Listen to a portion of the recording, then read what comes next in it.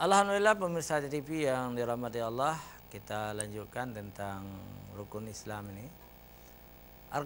Rukun Islam itu 5 perkara. Bunyal Islamu ala khamsin. Jadi Islam itu didirikan atas 5 dasar. Yang pertama syahadati alla ilaha illallah wa anna muhammadar rasulullah. Aku naik saksi tidak ada Tuhan selain Allah dan Nabi Muhammad itu adalah utusan Allah. Itu rukun Islam. Yang kedua, wa iqamis shalah, mendirikan salat 5 waktu sehari semalam. Dan yang ketiga adalah wa atauz zakah, mengeluarkan zakat. Yang keempat, wa shaumi ramadhan. Dan yang kelima, wal hajjil baiti. Itulah rukun Islam. Jadi puasa ini adalah rukun Islam yang keempat. Jadi fardhu ain bagi laki-laki dewasa, bagi perempuan dewasa.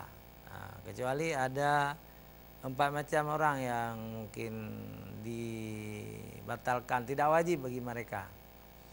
Yang pertama anak-anak, karena mereka belum sampai umur. Yang kedua, puasa ini tidak wajib bagi hamba tidak wajib bagi orang gila yang kehilangan pikiran cerdas, tidak wajib. Yang kelima, bagi perempuan yang kotor. Kotor artinya dia sedang menstruasi, haid, bahasa Arabnya haid, atau disebut juga menstruasi. Juga penyakit-penyakit perempuan yang lainnya, wiladah, nifas, itu tidak diwajibkan. Jadi ada pengecualian musafir. Orang musafir bepergian jauh itu juga boleh meninggalkan puasa, tetapi wajib diqadha. Jadi termasuk perempuan yang bermasalah tadi, yang menstruasi, nifas, wiladah, mereka wajib mengqadha puasa ini. Pemirsa TV yang dirahmati Allah, puasa ini sangat hebat, sangat menarik, sebuah sistem yang diciptakan oleh Allah kepada manusia sehingga orang-orang yang berpuasa itu menjadi kekasih Allah. Allah sangat mencintai orang-orang yang berpuasa. Dan Allah akan memberi balasan dalam bentuk pahala yang tak terhingga. Kata Allah dalam hadis qudusi, as-saumu li fa ana ajzi bih. Puasa itu untukku, kata Allah, dan aku akan membalasnya. Jadi balasan itu dalam bentuk pahala yang sangat besar, pengampunan dosa orang-orang yang berpuasa, dan akan diberikan surga kepada orang-orang yang berpuasa di hari akhirat nanti. Jadi luar biasa dan sangat istimewa dia. Kalau dibandingkan dengan ibadah-ibadah lain, jadi ibadah ini adalah ibadah yang sangat luar biasa. Karena jiwa manusia yang berpuasa ini mendekati jiwa malaikat. Malaikat adalah makhluk yang selalu beribadah kepada Allah, yang tidak pernah membantah Allah, tidak pernah berbuat dosa sedikit pun para malaikat itu. Jadi orang-orang shaimin wassaimat, orang-orang yang berpuasa laki-laki dan perempuan, apabila mereka ini melaksanakan perintah Allah ini dengan baik, jadi berjiwa malaikat. Kenapa berjiwa malaikat? Selalu taat kepada Allah Subhanahu wa taala. Persamaan yang lain, para malaikat itu kan tidak makan minum. Kita juga waktu berpuasa diharamkan makan minum. Malaikat juga tidak punya nafsu birahi, seksual. Jadi malaikat itu tidak punya anak, walaupun malaikat itu ramai sekali, dan tidak punya bapak, tidak punya ibu. Jadi malaikat itu tidak berayah, tidak beribu, karena nggak ada seksual, nggak ada nafsu. Jadi selama bulan Ramadan di siang hari, kita juga disuruh oleh Allah seperti malaikat. Tidak boleh dekat-dekat dengan istri kita. Nafsu harus kita redam. Tidak boleh dekat, walaupun istri kita sendiri. Kecuali sudah iftar nanti, sudah buka. Nah, itu silakan. Tetapi di siang hari, mulai terbit fajar sampai terbenam matahari, tidak boleh dekat dengan istri kita. Ini adalah jiwa-jiwa malaikat yang suci, yang tidak punya hasrat nafsu birahi. Jadi kita dididik supaya mampu seperti itu. Kemudian para malaikat itu tidak pernah bersenda gurau, tidak pernah malaikat A menjelek-jelekkan malaikat B, itu tidak pernah. Malaikat Israfil menjelek-jelekkan Israfil, tidak pernah. Malaikat Israfil menjelek-jelekkan Israel. Rakib, Atik, Mungkar, Nangkir, mereka itu kompak, mereka itu sangat luar biasa ukhuwahnya. Sesama malaikat itu sangat baik ukhuwahnya. Kita juga dididik oleh Allah dan Rasul di bulan suci Ramadan ini untuk menyatu, untuk bersatu padu, tidak saling menghujat, tidak saling ghibah, tidak saling memfitnah. Jadi kita disuruh bersatu padu ukhuwah Islamiyah, seolah-olah seperti malaikat. Inilah luar biasa. Maka Allah mengatakan as-saumuli, puasa manusia itu untukku. Fa'ana ajzibi, maka aku yang akan memberi balasan kepada mereka. Ini hadis sahih riwayat Bukhari Muslim. Pemirsa TV yang dirahmati Allah. Puasa juga disebut oleh Rasulullah itu as-saumu, ya, puasa itu ya, junnah, benteng. Jadi misalnya ini ada benteng dari tanah atau dari semen. Jadi di seberang itu ada musuh. Si musuh itu tidak bisa membunuh kita atau merusak kita karena ada benteng. Begitulah junnah ini, ya, as-saumu junnah.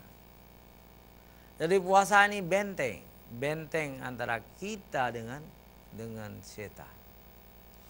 Selama bulan Ramadan itu setan tidak mampu merusakkan nama amal kita, tidak mampu menggoda kita, karena puasa ini sudah menjadi benteng kita. Lalu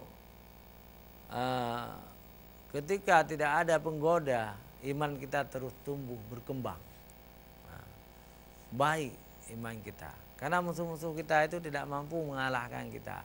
Puasa itu sudah berdiri di depan kita, di belakang kita, di kiri kanan kita, membentengi kita dari serangan hawa nafsu, dari serangan setan terkutuk. Jadi junnah, luar biasa. Jadi puasa ini benteng. Dan dosa-dosa kita akan tidak bertambah, malah diampuni oleh Allah SWT.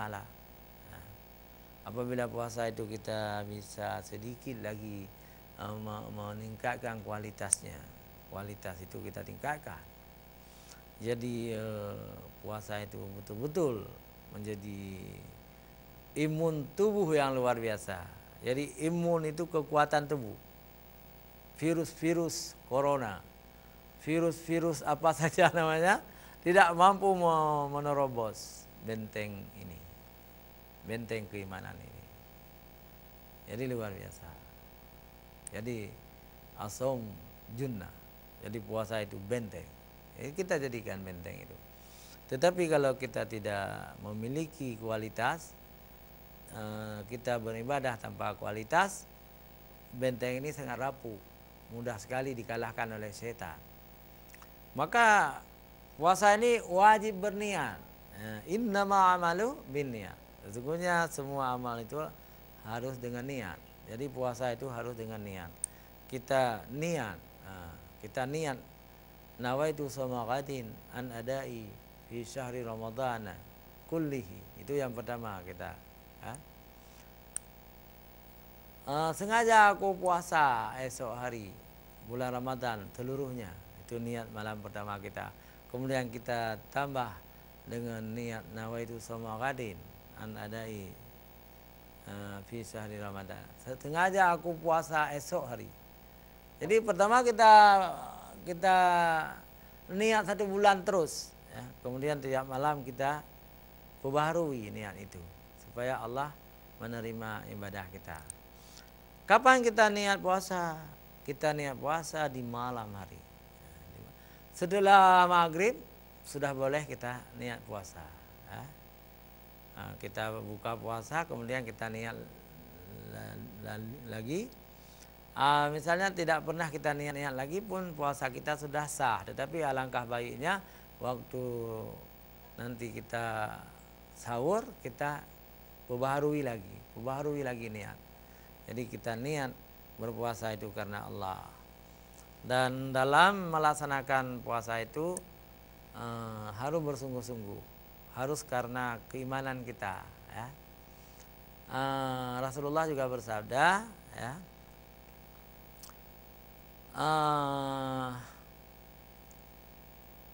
Man qama ramadhana imanan wa ihtisaban ghufira lahu ma taqaddama min dzambi. Riwayat Bukhari Muslim. Barang siapa mendirikan, melaksanakan puasa Ramadan, man shama ramadhana imanan karena keimanannya, wa ihtisaban karena penuh perhitungan dan mengharap ridha Allah, maka Allah akan mengampuni dosanya setahun yang lalu. Setahun yang lalu semua diampuni dosa kita oleh Allah. Tentu puasa-puasa, tentu dosa-dosa yang kecil. Tetapi kalau dosa-dosa besar harus taubat nasuha. Tidak bisa diampuni oleh Allah SWT.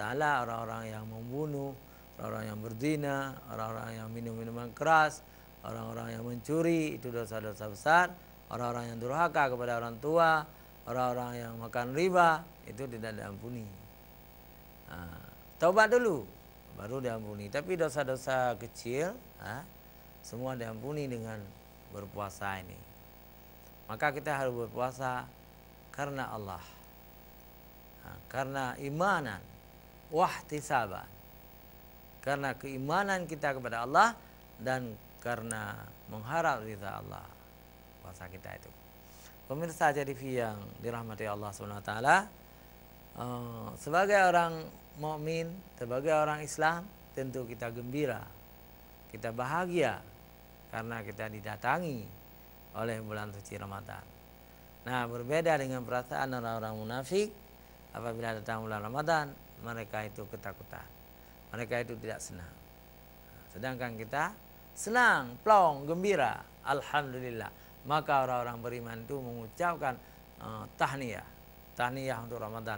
Marhaban ya Ramadan, marhaban ya Ramadan, marhaban ya Ramadan. Selamat datang wahai bulan Ramadan. Selamat datang wahai bulan Ramadan. Selamat datang wahai bulan Ramadan. 3 kali Rasulullah mengucapkan. Sayyidina Ali, Umar, Utsman yang ada di sisi Rasulullah juga mengucapkan kalimat-kalimat yang berbeda, tetapi Rasulullah menyetujuinya. Marhaban ya syahrul Quran. Selamat datang wahai syahrul Quran, kata Sayyidina Ali. Naam, ya, kata Rasulullah. Marhaban ya syahrul azim.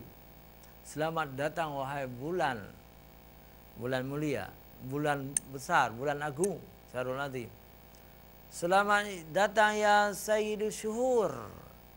Selamat datang wahai penghulu segala bulan. Jadi kalimat-kalimat itu tidak salah kita ucapkan kepada bulan Ramadan. Kita makhluk, bulan juga makhluk. Karena bulan itu bulan mulia, maka boleh kita ucapkan tahniyah seperti tadi. Marhaban ya sayyidus syuhur, marhaban ya syahrul azim, marhaban ya syahrul Quran. Semua itu dibolehkan. Bukan mengkultus individu bulan itu, tidak. Tetapi memang sudah dimuliakan oleh Allah SWT. Kenapa? Karena di bulan suci Ramadan ini Allah SWT menurunkan Al-Quranul Karim, kitab yang mulia. Dalam surah Al-Baqarah ayat 185, ya, Allah berfirman, Syahrul Ramadan alladzi unzila fihi al-Qur'an hudal linnas. Yani pada bulan Ramadan ini bulan diturunkan Al-Qur'an, Al-Qur'an itu hudal linnas. Petunjuk bagi manusia, ya. Syahrul Ramadan alladzi unzila fihi al-Qur'an. Jadi diturunkan Al-Qur'an itu pada bulan Ramadan. Bulan Ramadan ini juga ada satu bulan, satu malam, bukan satu malam, yaitu malam Lailatul Qadar, ya, malam Lailatul Qadar. Ini juga bulan diturunkan ayat-ayat Al-Qur'an, ya. Inna anzalnahu fi Lailatul Qadar wa ma adraka ma Lailatul Qadar. Sesungguhnya Al-Qur'an itu diturunkan pada bulan malam Lailatul Qadar. Tapi Allah bertanya kepada kita, wa ma adraka ma Lailatul Qadar. Tahukah engkau apakah malam Lailatul Qadar itu? Allah kemudian menjawab, Lailatul Qadri khairum min alfi syahr. Malam Lailatul Qadar itu adalah satu malam yang lebih mulia dari 1000 bulan. Jadi 1000 bulan itu 83 tahun. Jadi sesaat malam itu kita beribadah, nilainya sama dengan kita beribadah 83 tahun. 1000 bulan. Jadi malam Lailatul Qadar ini hanya diberikan Allah kepada umat Nabi Muhammad, ya. Sebelum umat Nabi Muhammad tidak diberikan oleh Allah nilai yang 1000 bulan ini. Jadi sesaat saja, ya, malam itu kita berada dalam ridha Allah. Mungkin kita sedang baca Quran, mungkin kita sedang berdoa, mungkin kita sedang berzikir, mungkin kita sedang salat tarawih, ya, mungkin kita sedang mengaji Al-Quran, ya. Tiba-tiba ada sesaat itu, saat yang sangat luar biasa itu Lailatul Qadar, ya. Ketika Lailatul Qadar itu lewat, kita sedang beribadah, ya, itu kita akan diberi pahala yang luar biasa sama dengan kita puasa 84 tahun. Allahu Akbar, luar biasa. Pemirsa Aceh TV yang dirahmati Allah, maka pergunakanlah, ya, pergunakanlah malam-malam Ramadan kita dengan puasa, dengan ibadah-ibadah ghairu mahdah, ibadah-ibadah yang tidak wajib, dan pergunakanlah di siang hari dengan ibadah wajib puasa Ramadan. Insyaallah cita-cita yang diharapkan oleh Allah kepada kita, la'allakum tattaqun, akan terwujud. Kita akan mendapat takwa itu. Ya. Pemirsa, kalau ada yang ingin telepon silakan. Kalau ada yang ingin SMS silakan. Jadi kita akan menjawab pertanyaan-pertanyaan dari pemirsa sambil kita mengucapkan marhaban ya Ramadan. Marhaban, marhaban, marhaban. Selamat datang, selamat datang, selamat datang, wahai bulan mulia. Baik pemirsa TV, saya coba melihat SMS, sudah ada. Kalau mau telepon juga silakan di nomor yang tertera di layar kaca. Sebentar lagi akan keluar, ya. Baik, yang pertama kita, ini jauh sekali ini Pak Aulia Rahman, ya. Aulia Rahman dari Pidia. Jauh. Ya. Assalamualaikum Ustaz. Waalaikumsalam warahmatullahi wabarakatuh. Saya Aulia Rahman. Saya ingin bertanya kepada Ustaz, apa bedanya puasa wajib dengan puasa sunat? Apakah di puasa wajib misalnya dilarang berbicara yang buruk-buruk, menonton yang porno-porno? Bagaimana dengan puasa sunat? Apakah dalam puasa sunat juga kita tidak boleh berbicara yang buruk-buruk dan melihat yang porno-porno? Wassalam, Aulia Rahman bin Abdullah dari Pidi. Ya. Baik Ustaz Aulia Rahman bin Abdullah ini sangat bagus namanya. Puasa sunat dengan puasa wajib tentu di segi hukumnya kan beda, tidak sederajat. Puasa sunat itu fardhu ain, ya. Puasa wajib itu puasa sunat biasa itu tidak sama nilainya. Misalnya dalam puasa sunat itu, kalaupun kita tidak niat tadi malam, kita niat setelah keluar matahari, lalu kita berpuasa, juga dibolehkan. Puasa sunat juga harus kita buka ketika ada undangan makan misalnya, atau sang istri atau sang suami mengajak kita untuk beristirahat misalnya. Jadi seorang istri harus juga membuka puasa sunatnya. Sedangkan puasa wajib tidak boleh. Walaupun suami mengajak tidur-tiduran di siang hari, kita tolak. Saya sedang saya sedang berpuasa. Jawab seperti itu sama suami. Tapi kalau puasa sunat, suami lebih tinggi. Kita harus tunduk kepada suami. Kemudian puasa sunat dan puasa wajib itu sama-sama waktunya, ya. Jadi puasa sunat bolehlah kita niat setelah terbit fajar, sedangkan puasa wajib itu harus sebelum terbit fajar. Itu di segi niat saja. Sedangkan masalah-masalah kata-kata kotor, baik puasa sunat maupun puasa wajib itu sama. Kita sedang puasa sunat, kita tidak boleh juga bicara kotor, bicara yang dilarang, ghaibah, fitnah dan sebagainya. Demikian Bapak Aulia, ya.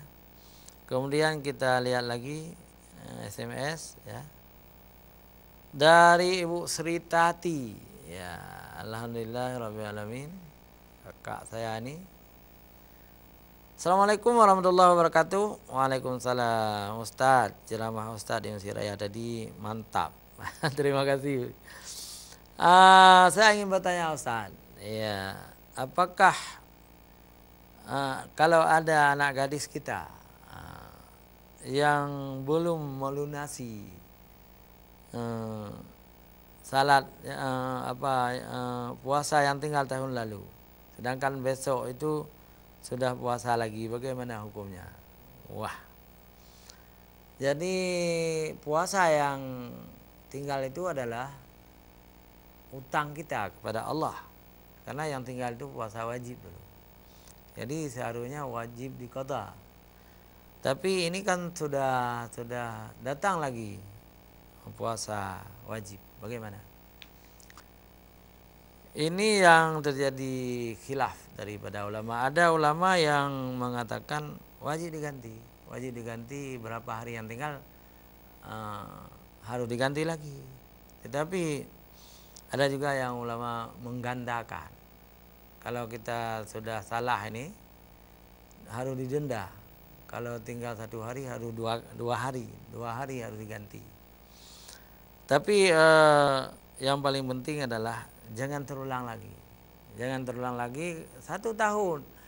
tahun diberi kesempatan oleh Allah SWT, diberi kesempatan untuk kita mengqadha hanya beberapa hari yang tinggal, tetapi kita tidak lakukan. Itu adalah perbuatan yang salah, ya. Salah kita. Lalu berikutnya dari siapa ini? Dari Aan, ya. Aan. Kenapa enggak nulis langsung, ya? Aan ini. Assalamualaikum Ustaz. Ya, pemirsa jangan kemana-mana dulu. Kita lanjutkan setelah jeda iklan berikut.